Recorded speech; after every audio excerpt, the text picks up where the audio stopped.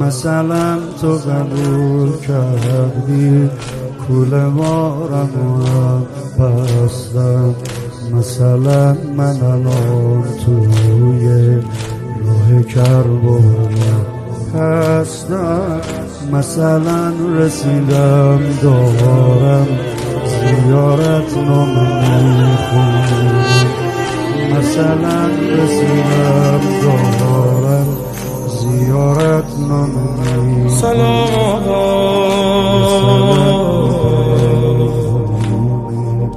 که الان رو به روتونم، من اینجامو زیارت نامه میخونم. حسین جانم